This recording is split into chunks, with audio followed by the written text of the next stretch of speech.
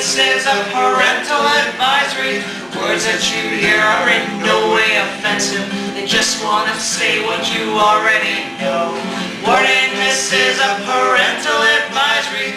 The words that you hear will just pander and please you and leave you much duller than you were before. Freedom of speech is a figure of speech. The sure way to lose it is if you don't use it. Well, some moral desert, or is it a beach where everyone's dying of thirst? So we're taking the fifth on the first. Warning, this is a parental advisory. The words that you hear are in no way offensive. They're just gonna say what you already know. Warning, this is a parental advisory. The words that you hear will just pander and please you and leave you much duller than you were before. We all love a song that has nothing to say, but why the aversion to sex and subversion? That everyone's trying to keep Satan at bay. But how can he lead us to ruin when we all know he has the best tunes? Warning, this is a parental advisory. The words that you hear are in no way offensive. They're just gonna say what you already know. Warning, this is a parental advisory. Lessons and morals aren't easily bought, and everyone knows lyrics require thoughts. Warning, this is a crime against humanity. Failed innuendo has won out again. Let's hide everything that we don't understand. Warning, this is a pure case of insanity.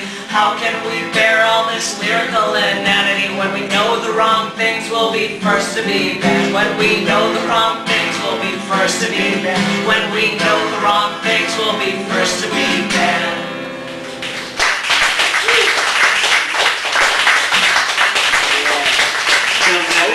Ladies and gentlemen, welcome to the cafe. Aloha, everybody. I didn't get to do my intro before. Hello, everybody. I hope everybody's doing really well. Thank you very much.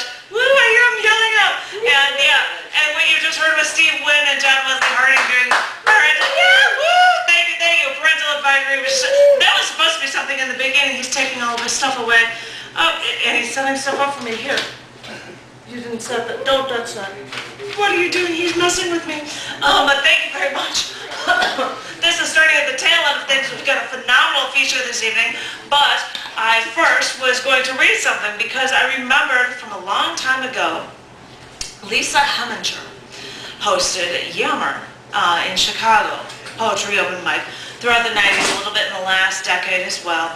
And she was a riot. She's a great reader, and she would have everybody, because she loved Emily Dickinson so much, everybody would say with her, you're already laughing. What would they say? Do you know?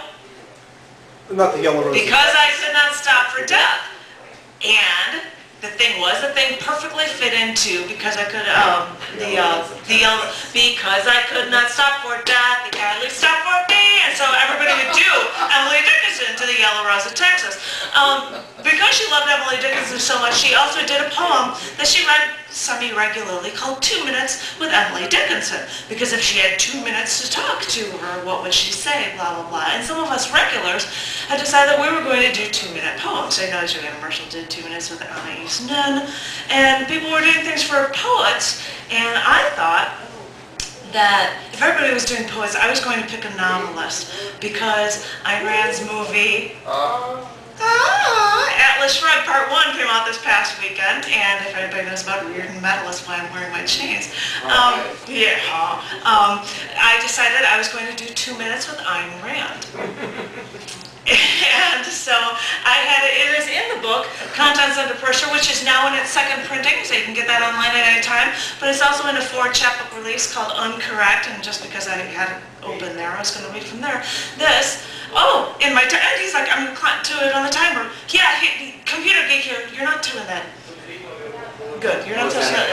This, because not only is he a great guitarist, he's also a cool computer geek. And he put on a second counter, so I could have 2 minutes actually counting down.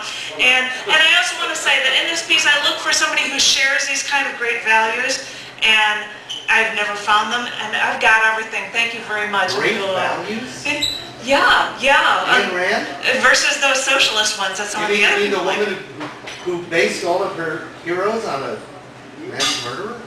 Oh, please. At least you don't know her then, because that's not the way it is. What? But yeah, a couple of us are like, well, that's not at least the way it is. She's widely misunderstood by all the idiots out there. Well, no, but most people who start philosophy have people who don't believe, and that's fine. And that's, as I said, that's just fine. So I'm going to do this counter, so I'll try to make it within 2 minutes, and this is my attempt at doing, if I had 2 minutes to talk to Ayn Rand. I don't believe in things that aren't proven, things that there is no evidence of, but sometimes I wonder what I would do if I had 2 minutes to talk to you. When someone asked me what I'd say, I said I'd rather hear you speak. I'm sure the words you would part onto me would mean infinitely more than what I could say to you. And if I could talk to you, I wouldn't know what to say. But I know I'd have to tell you, like so many of your fans in the past, that I thank you for showing me that there are logical people in the world, that man can live by reason, that reason is a virtue, that selfishness is a virtue, that I have a right to what I earn, to what I create, to what I know to be true. I would have still been searching blindly for philosophical answers to the meaning of life if you had never told me that I was worth something, that I am my own end. And it's nice to hear that even when I'm surrounded by these unthinking masses, that there are people who hold their minds as their highest value out there somewhere in the world. And the fact that they exist helps me through my days. But you knew that. You knew about these heroes and you wrote about them over the years. And how could you manage to write gripping 1,000-page novels about heroes that a rational mind can't help but love? And did you really find that hero in real life? Because I'm still looking.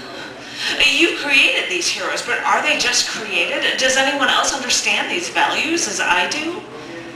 Yes. Thank you for giving me the answers, but all the answers I've been looking for, but tell me that there's someone out there that found those answers too. So maybe if those people who pose this unreasonable, illogical, ethical question in the first place, if they could give me another 2 minutes so that you could do some talking, maybe then you could explain to me how to get through the days when no one understands you. How to accept less of perfection when you've understood the purity, the clarity of the thinking mind. Excellent time. 2 minutes on that. Thank you. Thank you. I wanted to be, and I want, exactly as John Galt. Yeah, my rude and muddle as close as I can get, but I just wanted to say to everybody, I'm looking for who that person was, and I found him. He's right there. I found him.